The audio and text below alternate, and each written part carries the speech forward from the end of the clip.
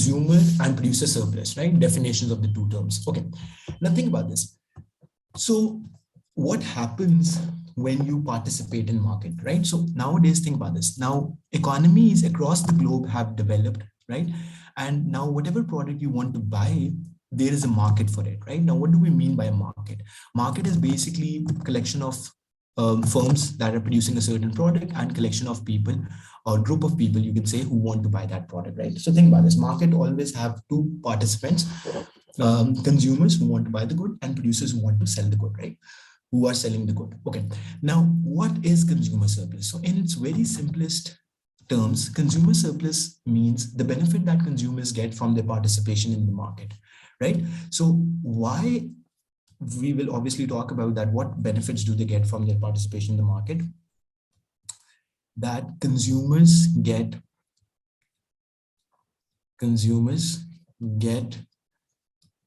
from their participation in the market, right? Now, to understand this, we need to understand that what was the case before markets, right? So if there is no market for anything, right, then what happens? And when there is a market for a product, then what happens? How's the transaction, nature of the transaction different when market exists and when market doesn't exist?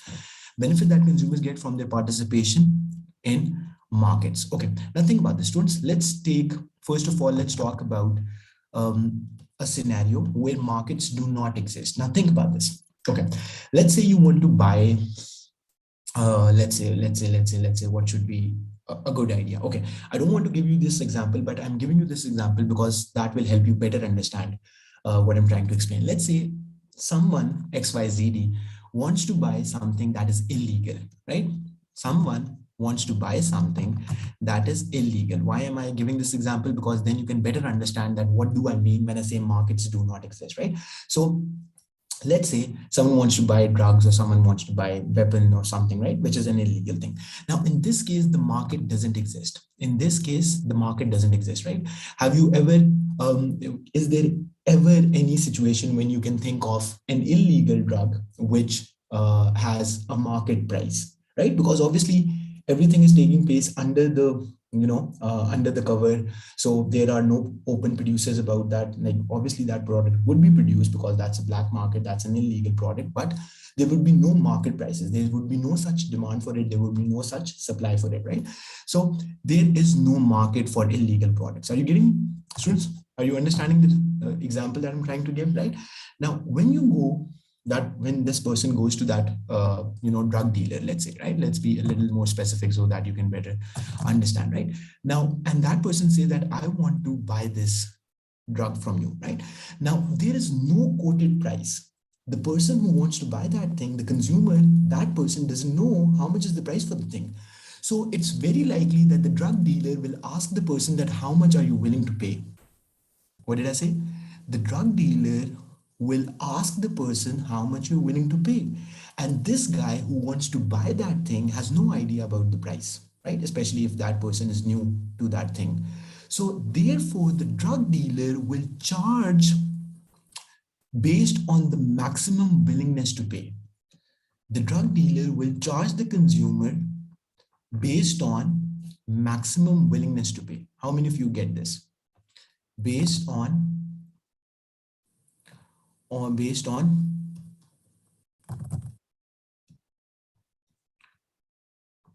maximum willingness to pay, right? So just give me a second, I'll read your comments. Maximum willingness to pay, right? So when the drug dealer asks the person that how much you're willing to pay, right? So then that person has to say something, right? More, a bigger value, a smaller value, right? But whatever, that person has to say something, right? I mean, Zohan, not always, right? So you are saying that drug dealer will have a monopoly. So monopoly, I won't say that drug dealers have a monopoly, right? Because there are a couple of drug dealers, right? I mean, it's not that if there is any illegal thing that would only be produced by one person. No. There would be a couple of dealers. In most cases, there are a couple of dealers because these are very profitable items. I mean, just think about it. The idea is that,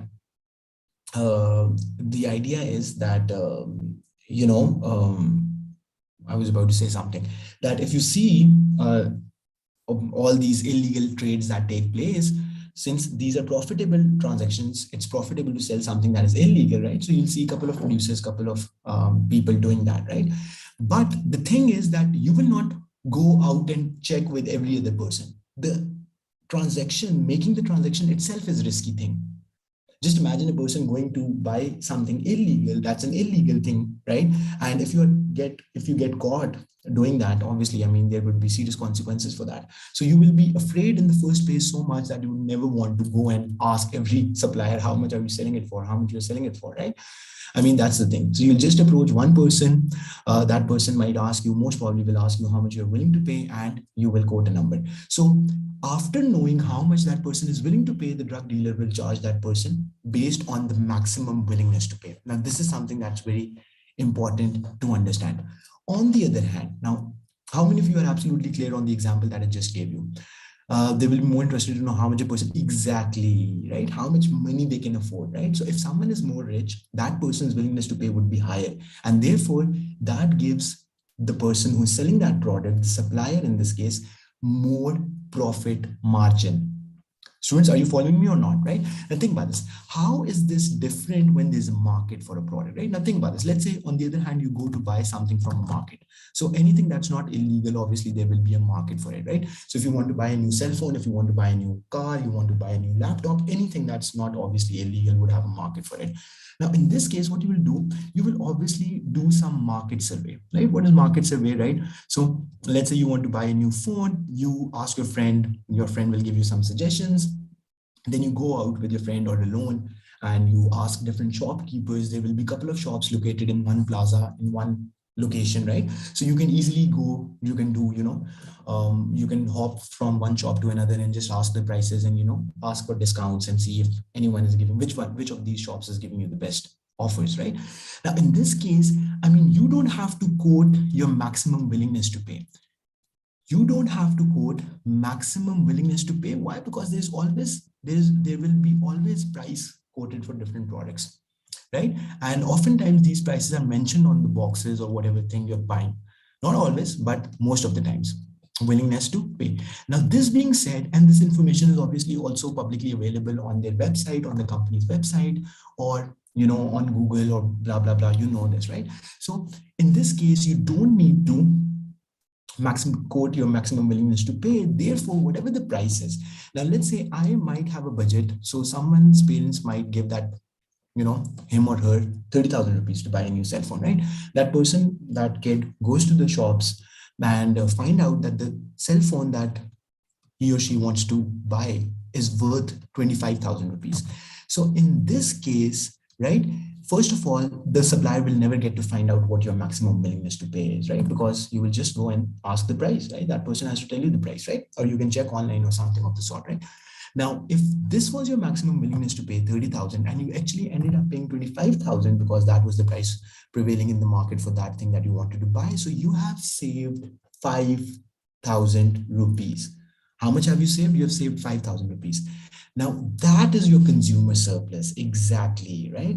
So that is why I said the very definition that was written over here, consumer surplus is the benefit that consumers get from their participation in markets, right? So when they participate in the market, when there's a market for something, you don't have to tell your maximum willingness to pay. Similarly, in another example, if the person's willingness to pay would have been, let's say 50,000, right?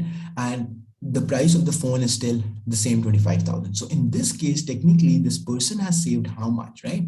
This person has saved 25,000 rupees on this transaction. So what is consumer surplus? Consumer surplus is simply the difference between the willingness to pay, but like you're willing to pay 30,000, but your price 25,000. Right? Yeah, exactly. So the budget that you had or the willingness to pay for something was 30, you ended up paying 25 because that was the market price. So you save 5,000 rupees. That is your consumer surplus, right?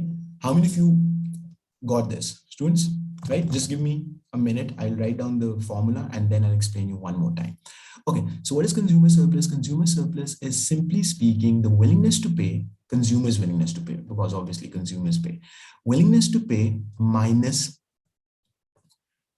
minus market price. So the difference, if it's positive, obviously, then it will be consumer surplus. Okay, now think about this. What is consumer surplus? Consumer surplus is an estimate, you can say, right?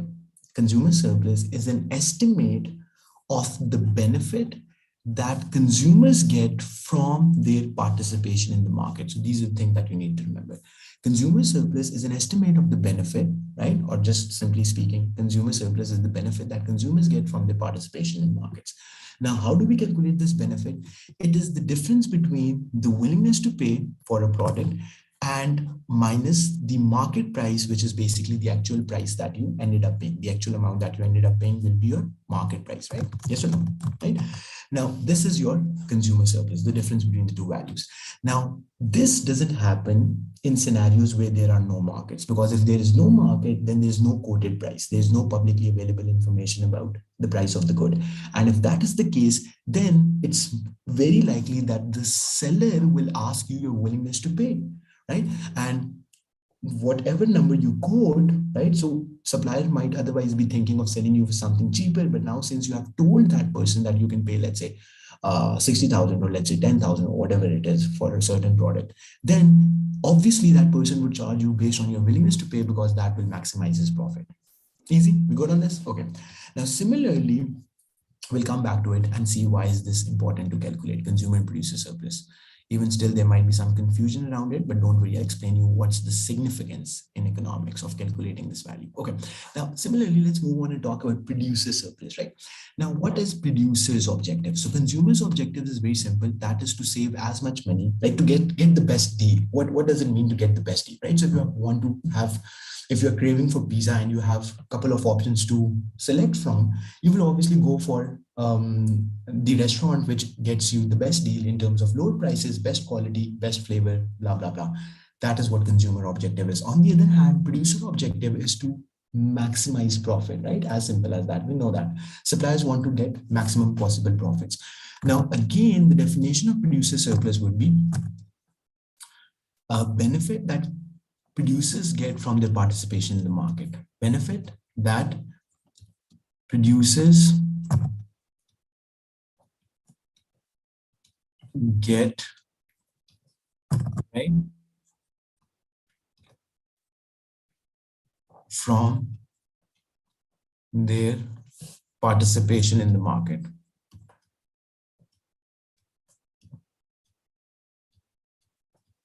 Participation in the markets. Okay, now this being said, students, okay, now have a look at this.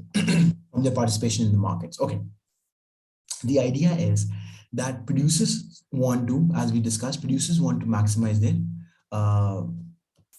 their profit from any transaction, right?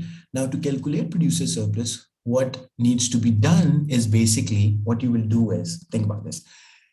There would be a market price at which they're selling the good, right? And then there is another thing which is known as minimum compensation to sell. What is minimum compensation to sell? Think about this. Now, if I'm producer of a product, now think about this. Let's say I'm a tutor, right? And I'm providing my tutoring services to students. So I will think of a number that per hour, I will charge my students this much amount. Now listen to this carefully. So I will think of a number which I think is a fair compensation. Students, are you getting me, right? So let's say if I say that I'll charge, let me write this down first. Minimum compensation that producers need to sell their good. Minimum compensation, let me write this down over here. Minimum compensation that producers need to sell that good. Minimum compensation to sell. Think about this. So if I say that I'll charge minimum $10 for each hour of teaching services that I provide, right? Whereas I get to find out that the market price is $15. Now think about this. I'm getting a bigger compensation or larger compensation for my services, whereas I was even willing to sell it for $10. Now, that technically means that I've saved $5 or I've benefited in terms of $5 because the market price was higher than what was the least compensation that I wanted for the good. Students, are you getting me? And another thing, think about this. Don't get this confused that this is your cost. This is not your cost. This is not the cost. This amount already includes the profit. So this was not perhaps a very good example because this was a service example. So let's say, let's give you, let's take a product example, right? A good, tangible, good example, right? So let's say the market price of any burger or any pizza is $30, right? Now the minimum price that a restaurant wants to charge for their pizza is $20, right? And that includes their profit. That includes their profit, right? So at the end of the day, this calculation shows that this producer benefited $10 by having to sell at a price higher than the minimum compensation, right? So at the end of the day, this producer made $10, benefited $10 because the market price, $30, was higher than the minimum compensation it wanted to sell it for, right? Are you getting me, right? So this being said, minimum price refers to the price that producer are willing to sell their product at. Exactly, exactly. Yes. So minimum price, minimum compensation to sell is the price or the amount at which producers are willing to sell their product, right? Which includes the profit already. But obviously no one minds getting more profit, right? So if market price is higher than this minimum compensation to sell, that means whatever amount in excess of that, that producers earn, that would be their producer surplus. Easy. Any confusion so far, students? Anything that's not clear, anything you want to ask me, right? Okay, now we'll move forward and look at we'll look at a graph, right? So have a look at this, right? Now on the graph, how do we show consumer and producer surplus? That is what is interesting. Okay, think about this. So you have, let's first look at consumer surplus. So on the y-axis you have the price, and on the x-axis you have quantity demanded. Now the first thing that you need to draw, right? Now I'm making it for an individual. Let's first talk about an individual, right? So what does the demand curve, individual demand curve, show us? How random producers will come to know about the market price? Is there a survey, etc.? Okay, now that's a good question. Okay, let me read out this question and then I'll answer it. Very good. Zohan is asking how a random producer will come to know about the market price. Is there a survey that tells them the price? Okay. Now, this is linked to what you asked me the other day. This is linked to what you asked me the other day. Now, that's a very interesting question. And I remember asking myself the same question, right? When I studied economics for the first time, right? Invisible hand. Zohan, think about this. I mean, apparently, for some products especially, I mean, there is no, as such, idea about how much that product should sell for, or how much the market price is. Now, but I'll tell you how it happens in real life. Think about this. There are few products, obviously, for which the prices are set by the government. So some government will decide how much each unit of wheat in Pakistan would sell for, how much, mostly because these are staple foods, especially staple foods. Government will set the prices because that affects everyone. Similarly, oil prices in any country. Obviously, there are other factors as well, but government has a huge influence on the oil prices, electricity prices, because government is directly setting that, right?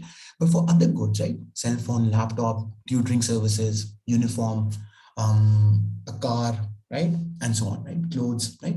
So for those products, it's invisible hand that is in play. Now, what do we mean by invisible hand? Market forces, simply speaking. So the market force of demand and supply determine the prices. How so? Let me tell you. Now think about this. Mega Lecture is offering, now inshallah, very soon we'll start offering our video lectures, right? Or forget about that. We are offering live classes, but we are not the only one in Pakistan, and especially neither in Pakistan nor globally that offers online teaching. There are a couple of other firms that do the same. When we started, let's say, we did some research about how much other companies are charging. Why is that important? That's important so that we know, first of all, that is very important to know whether this thing is even profitable or not.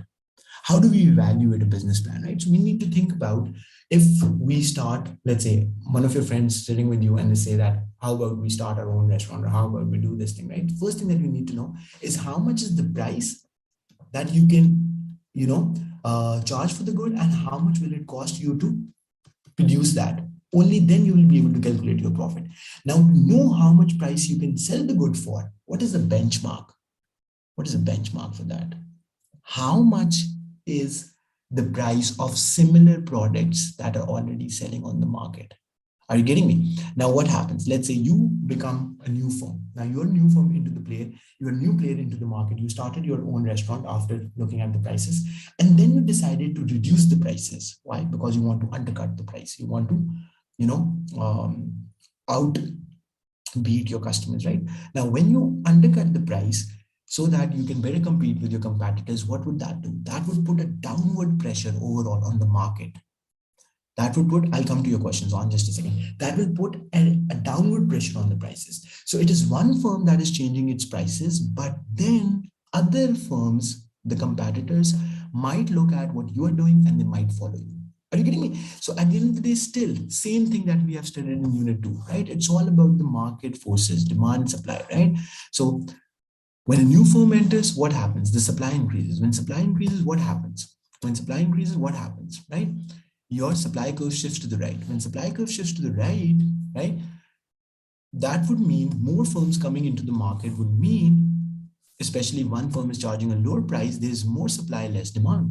So that would put a downward pressure on the prices because now consumers have more options. Yes or no? Are you getting me? So these are some of the things that you have to consider, right? Are you getting me or not? Right? Now think about this. Another example that would help you before COVID, at least in Pakistan, I'm not very sure about other countries. In Pakistan, there wasn't much, a trend of taking online classes. Like, I mean, hardly I knew any student who used to take online classes, right? But now things have changed after COVID and all that. So the thing is that with more supply of online classes, first thing that has happened is that online classes have become cheaper because we know that there are a couple of firms that are producing similar thing. Do you agree with me or do you disagree? Right?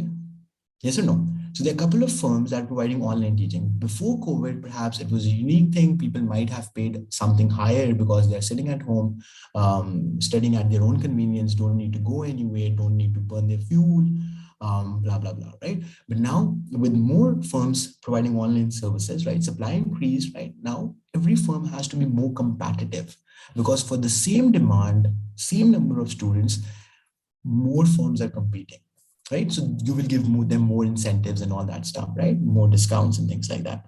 Yes or no, right? Now, with this happening, when the price of online teaching drops, what will happen to the conventional schools? What will happen to conventional academies, right? They will get to find out, oh, we have got a competition here, right? What will they do? Now, they also want to retain customers. What will customers do? So think about this. No student is, crazy enough to take two platforms. So if previously a student used to go to an academy or to a school, now that student thinks of starting an online, start studying at online. So that student will most probably quit the school or the academy. Now, when academies or schools see a drop in the number of students, what will they do? They'll get to realize that the market trends are changing, right? So then they will also drop their price. Why? Because they need to retain their numbers. Right? Yes or no? Yes or no? By the way, did private schools reduce any fee? I'm interested in knowing about Pakistan. Yes? No? Okay.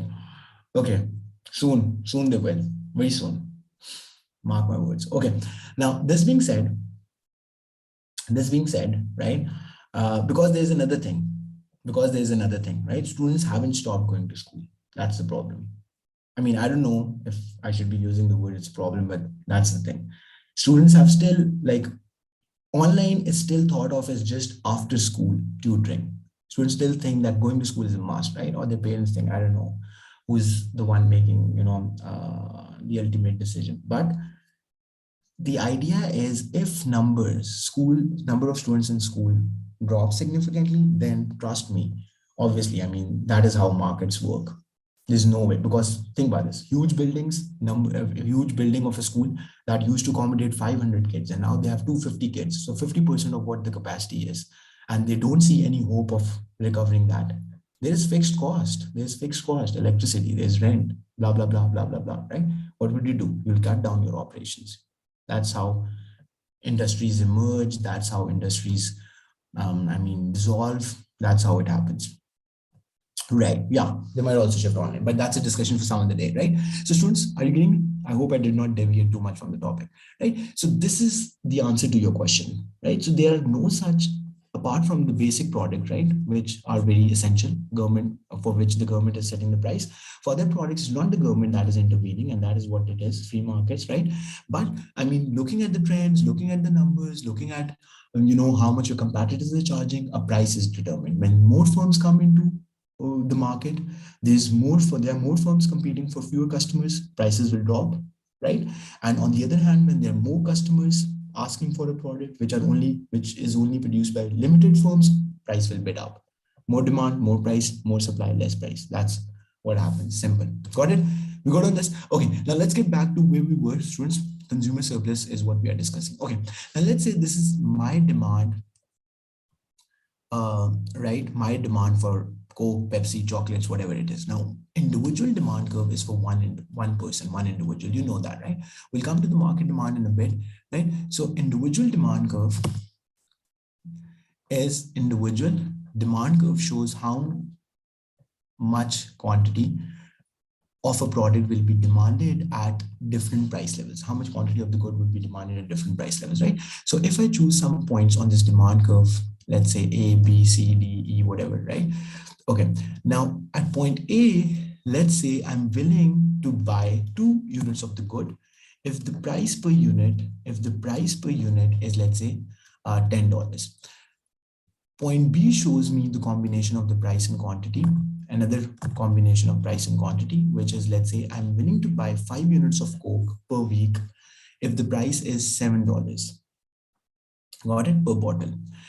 I might be willing to buy 8 units of Coke per week if price is $5 per that thing, per bottle of Coke, right? And similarly, I am interested in buying 12 units of Coke, 12 bottles of Coke if the price is $3 or so, right? Okay. Is everyone clear on this? This is what an individual demand curve shows you. We got on this? Okay. Now think about this. This is my demand for the good. This is my demand for the goods. This is not showing you the market price. Students, please be careful over here.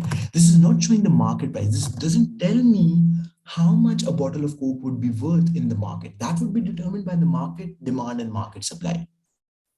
How many of you got this? How many of you got this, right?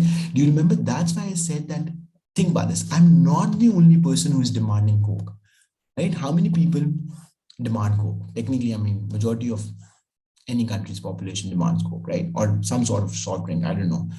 Okay, so the thing is, don't worry, I'll complete this in today's class. So we'll complete this in today's class, students.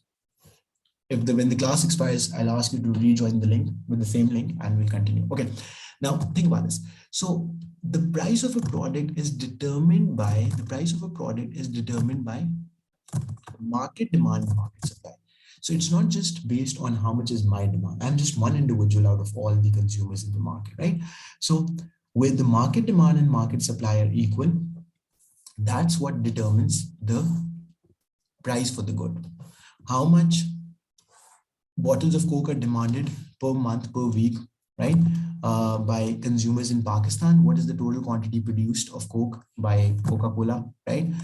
Then wherever the two are equal, right, that will determine the price. That will determine the price and that will determine the equilibrium quantity as well, right? So let's say each bottle is selling for $5, right? And there's a total of, let's say 3 million bottles per month or whatever, right? Okay, is everyone clear on this? So students, it's the market demand and market supply that determines the equilibrium in the market, right? So this is market equilibrium. Okay. Now, knowing that the price of each bottle of Coke in the market is set to be $5, that's set to be $5. Now let's go back to the same demand curve, right? Okay, let me repeat. Think about this. Zohan, I said that market forces the total supply for the good, the total production for the good, and total demand for the good will determine the equilibrium point, right? These two things determine the equilibrium point. So where the total supply for the good is equal to total demand, that will determine how much would be price of each unit of the good, how much will be the price of each unit of the good, and how much total quantity will be produced, how much total quantity will be produced and sold in the good in the market, right? Now, right, I'm coming to that, right? Now, based on the market demand and market supply of the good, if the price of each bottle of Coke is determined, is said to be $5. Now think about this. On this individual demand curve, where did it go? Here it is. Okay. On this individual demand curve, where is the price of $5? So this is the price of $5. I'll draw a straight line like this, right? And I'll label it as MP, or I can write the full form. This is the market price, right? So each bottle of Coke we know is selling for $5, which is based on the market demand for the good and market supply for the good. Okay. Now think about this.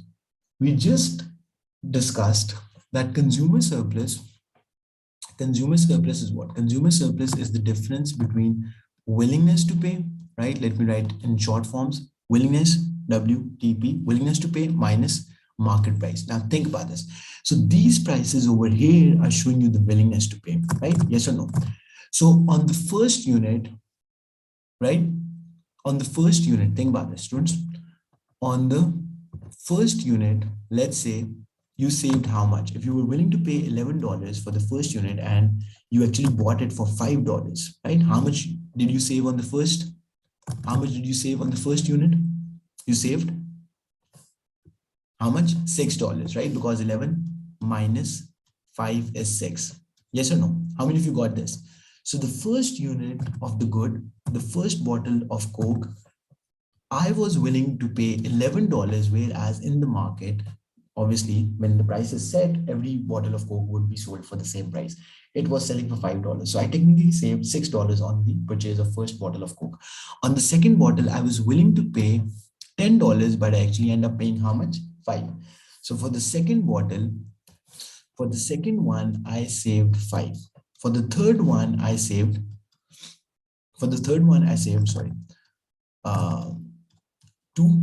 And on the right, sorry, but I was assuming that it would be in order. It's not in order. We can make it in order, right? So I mean, think about this: 1, 2, 3, 4, and 5, right? And on the third one, I saved $2, and on the fourth one, I saved how much? 5 minus 5 is 0. So on the fourth unit, I did not save anything. On the fourth unit, I didn't save anything. So you add this up, right? So my consumer surplus would be at a price of $5 each bottle of Coke. 6 plus 5, 11, 11 plus 2, 13. So I gained a surplus of $13 because there was a market available for the product that I'm buying. If I take another scenario where there's no market for Coke, right? It's an illegal thing or whatever, right?